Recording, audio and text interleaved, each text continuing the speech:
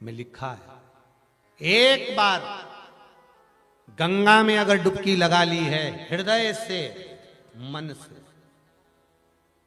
एक बार अगर गंगा में डुबकी लगा ली है मन से, हृदय से, चित्त से, तो कहते हैं जब तक व्यक्ति के प्राण छूटते हैं तब तक वो गंगा का जल उसके शरीर से लगा ही रहता है, वो अंतिम बिंदु तक लगा रहता है। मरने के बाद घर के लोग लोटा में भर के ले जाएं,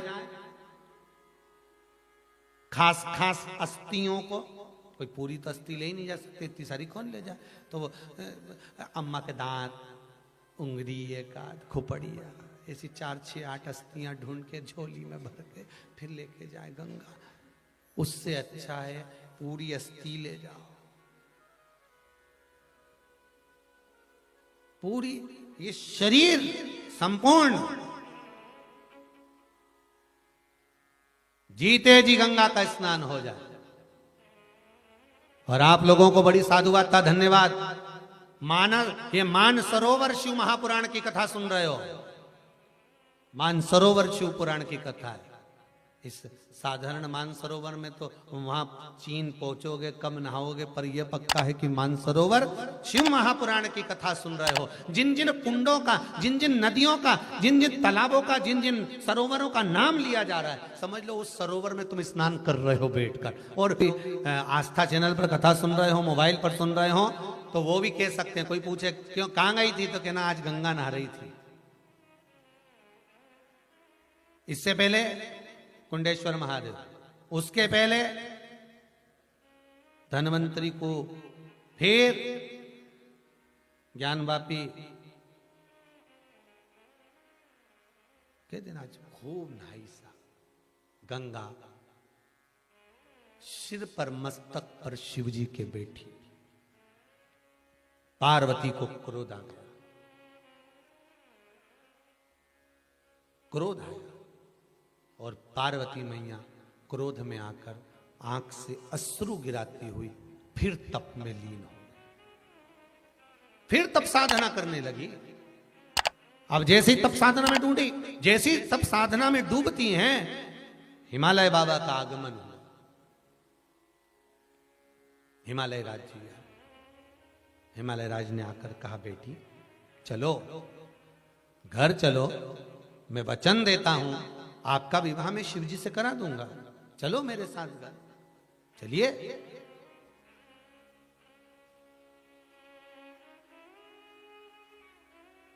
पार्वती मैया ने डबल से एक स्थान पर बैठकर जब तप किया, पार्वती के उस तप करने से शरीर से बिंदु प्रकट हुआ। उस बिंदु से एक कुंड प्रकट हुआ जिसका नाम गौरी कुंड हुआ। कौन सा कुंड है? गौरी कुंड। ये वो गौरी कुंड नहीं है जो केदारनाथ जी जाते हैं। पार्वती जी ने तब कहां करा था? हिमालय राज का जहां राज्य क्षेत्र था, और हिमालय राज के राज्य क्षेत्र में जहां मैनावती अपने क्षेत्र में निवास करती थी, उसके मध्य में नाना और पिता का घर, नाना और दादा के घर के मध्य में हिमालय राज के उस हिमाचल प्रदेश के सुंदर आनंद में गौरी कुंड, एक गौरी कुंड आता है। केदारनाथ जी जाते हैं तो नीचे पड़ता है गौरी कुंड, उसके बाद में केदारनाथ जी की यात्रा होती है, वो उत्तराखंड में। एक हिमाचल प्रदेश में गौरी कुंड है। जब हम मणि महेश जाते हैं तब पड़ता है। कहां जाते हैं? मणि महेश। वैसे तो उम्मीद है जितने लोग आस्था पर कथा सुन रहे हैं उनमें से कई लोग मणि महेश होकर आए होंगे, और जितने हरियाणा, पंजाब, दिल्ली वाले क्षेत्र के लोग होंगे वो तो कई बार होकर आए होंगे। मणि महेश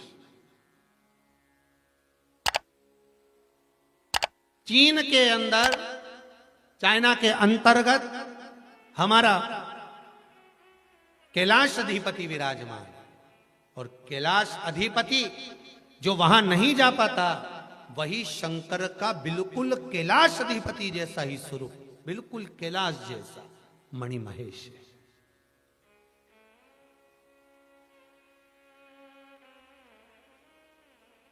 जहां पर भगवान शंकर ने पार्वती जी को और गंगा को समझाया है। देखो, पार्वती मैया और गंगा जी को जहां पर भगवान शिव प्रकट होकर समझा रहे हैं कि मैंने तुम्हें वर दिया कि तुम मेरे बाजू में विराजमान होगी, तुम मेरी अर्धांगिनी बनोगी, और गंगा तुम मेरे मस्तक पर, जहां दोनों को समझाया गया पर एक रुष्ट हो गई, वो पार्वती वापिस तप करने बैठे, वो गौरी कुंड है।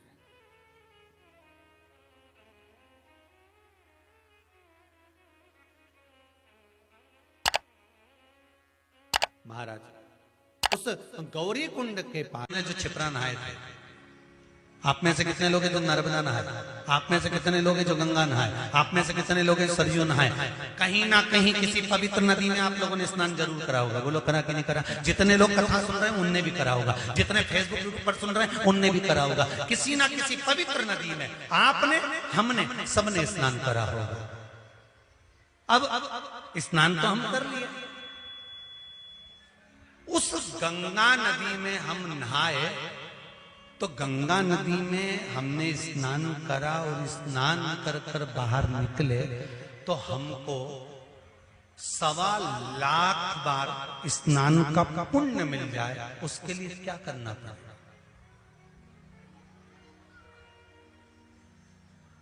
एक डुबकी लगाए हो महाराज और कह रहे हो कि 1.25 लाख डुबकी का फल चाहिए, तो क्या करोगे? 1.25 लाख डुबकी का फल पाने के लिए क्या करना पड़ेगा?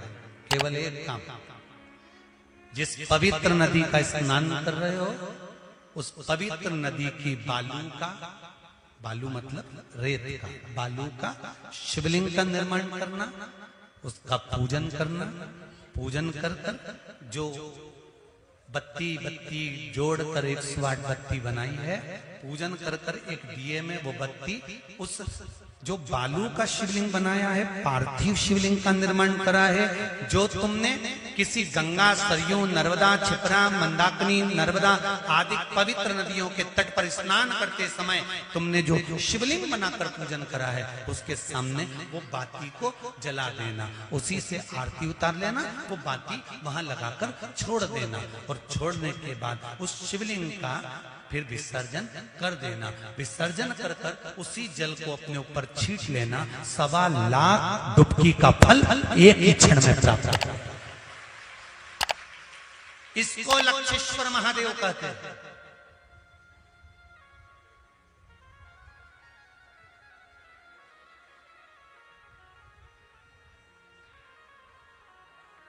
इसको लक्षेश्वर महादेव कहते हैं।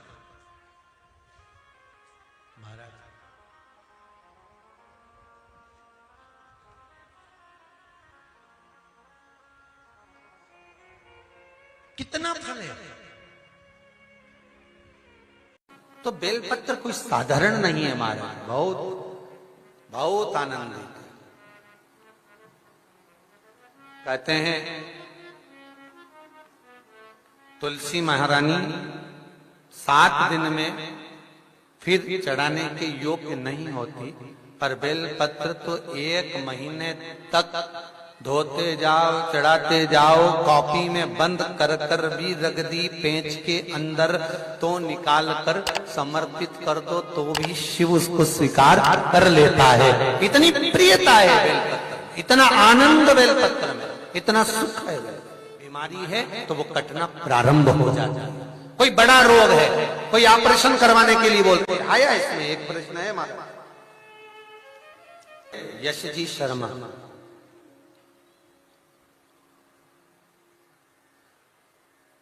गुरुजी मेरे बेटे को पैदाइश से दिल में एक छेद था, डॉक्टर ने बोला था, हमने उसका 2012 में ऑपरेशन करवा दिया।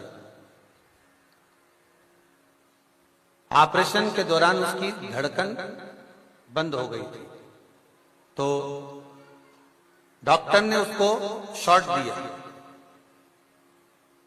जिससे सर में, गुरुजी जब से ही उसके हाथ पैर काम करना बंद हो गए, उसकी ब्रेन की नसें डैमेज हो गई हैं और वो काम नहीं कर रही। जी सबसे अच्छा उपाय जो अभी बताया, अगर कथा सुन रहे हो तो भाव से उसको करना। 7 बेलपत्र लेना, बेलपत्री के पेड़ के नीचे रखना, कात्यायनी माता और शंकर जी का स्मरण करना, साथ हल्दी की गठान, अगर इतनी तकलीफ है तो हल्दी की गठान ही चढ़ा, क्योंकि पिसी हुई हल्दी पर हमें विश्वास नहीं कि बाजार में क्या मिल रहा है। हल्दी की गांठ साथ चढ़ाएं और कात्यायनी और भगवान शिव का स्मरण करें, थोड़ी देर चढ़े रहने दें, बाद में उसको कटोरी में झड़ा लें, बेलपत्र को वहीं छोड़ो, अपने बेटे के नाम से, पुत्र के नाम से उसको लेकर आओ, उसको पीस कर उसका प्रयोग चालू करिए, ये बेटा पुनः फिर काम करना चालू करेगा, इतना विश्वास शिव पर आप करो, आराम मिलेगा। करना आपको पड़ेगा, हम तो केवल ये शंकर की कथाएं बता सकते, पर विश्वास रखना बाबा करेगा। गंगा दशहरे का मतलब जानते हो आप? केवल गंगा जी का नाम ले लेने से, एक लोटा जल शंकर भगवान को आज समर्पित कर देने से, या गंगा जल का एक जरा सा छींटा शरीर पर पड़ जाने से 10 पापों से मुक्ति मिल जाती है। दशहरा का मतलब है 10 पाप से मुक्त हो।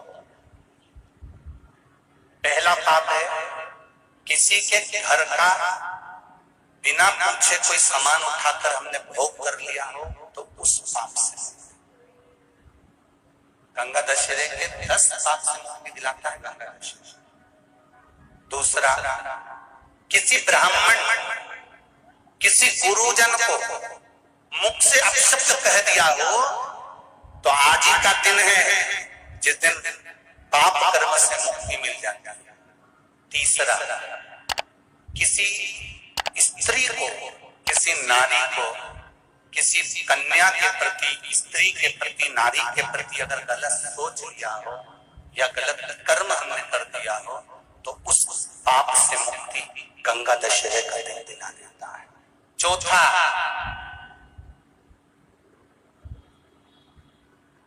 रजो धर्म धारण करने वाली नारी, रजस्वला स्त्री के हाथ का बना हुआ अगर हमने भोजन ग्रहण कर लिया है, तो आज गंगा दशहरे का दिन ही ऐसा रहता है जिस दिन उस पाप से हमें मुक्ति मिलती है। पांचवा, किसी के यहाँ सूतक जानते हो या सावड़। सूतक का मतलब होता है किसी के यहाँ कोई मर गया और उसके यहाँ का तुमने भोजन या पानी ग्रहण कर लिया। सावड़ का मतलब होता है किसी के यहाँ बच्चा हुआ, तुम्हें मालूम नहीं था, उसके घर का 8 दिन का 10 दिन का तुमने भोजन या पानी ग्रहण कर लिया। सूतक या सावड़ का भोजन या अन्न पानी ग्रहण कर ले, तो 5वें नंबर का गंगा दशहरे का वर्णन करता है कि 5वां पाप, इस पाप से भी लोगों को मुक्ति मिल जाती है। 6ठे नंबर का वर्णन आया, किसी मंदिर की जगह पर या धर्म की जगह पर अपने अपना कब्जा कर लिया हो या धर्म की जगह को अपना बना लिया हो, तो उस पाप से मुक्त होने का एक साधन 6ठे नंबर का। 7वें नंबर का, झाड़ू लगाते समय, बुआरी लगाते समय छोटे छोटे जीव झाड़ू के नीचे मर जाते हैं, तो उसके पाप से मुक्ति गंगा दशहरे का दिन दिला जाता है। 8वें नंबर का,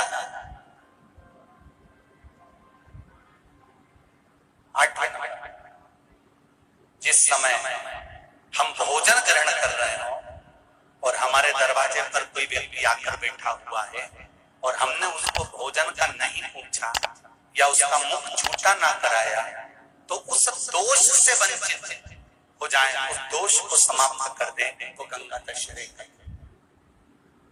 9वें नंबर का,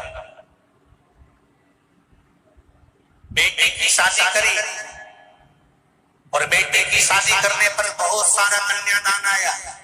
उस कन्यादान में साड़ियां ज्यादा आ गई, सामान ज्यादा आ गया, मिक्सर 2 सेट आ गए, डिनर के 2 सेट आ गए, और मायके वालों ने 1 सेट अपने घर में रख लिया और उस मिक्सर में खूब सामान पीस के खाया, खूब निपटाया। बेटी के कन्यादान का सामान घर में रखकर उसका भोग करने पर जो पाप लगता है, 9वें नंबर का कहता है गंगा दशहरे का दिन उस पाप को धो देता।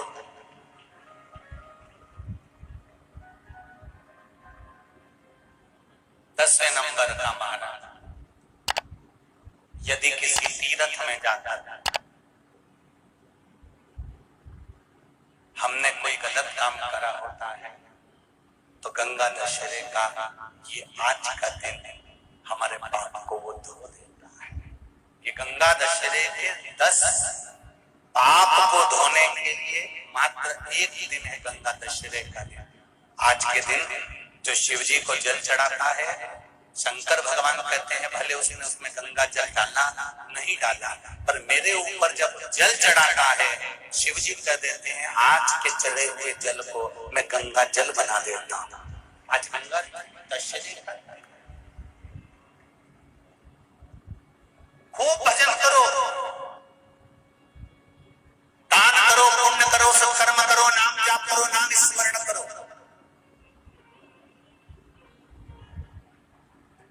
और शिव मंदिर में चढ़े हुए जल का थोड़ा सा सिंचन जरूर करो। की आराधना चंद्रभागा नदी के तट पर करी है, बालू का शिवलिंग बनाकर, बालू रेत का शिवलिंग बना। बहुत ध्यान देना आप लोग, किसी भी नदी में स्नान करने जाओ, तीज त्योहार पर अमावस्या पूर्णिमा आदि जो भी उत्सव मनाने के लिए आप किसी नदी के घाट पर जाते हो, किसी तालाब के घाट पर जाते हो, किसी कुंड के किसी सरोवर के घाट पर जाते हो, और यदि आप स्नान कर रहे हो किसी पवित्र नदी में, तो वहां की बालू रेत उठाकर शंकर भगवान के शिवलिंग बनाकर जो पूजन करता है, मात्र 5 बार उसी नदी का जल शंकर को समर्पित कर कर, भले दिया नहीं है, अगरबत्ती नहीं है, जल चढ़ाकर जो शिवलिंग को विसर्जन कर देता है, उसके पूर्वजों को पिंड की भी जरूरत नहीं पड़ती, वो तर जाता। उसके पूर्वजों को पिंड भाग की भी जरूरत नहीं पड़ती, उसकी तृप्ति स्वतः ही हो जाती है।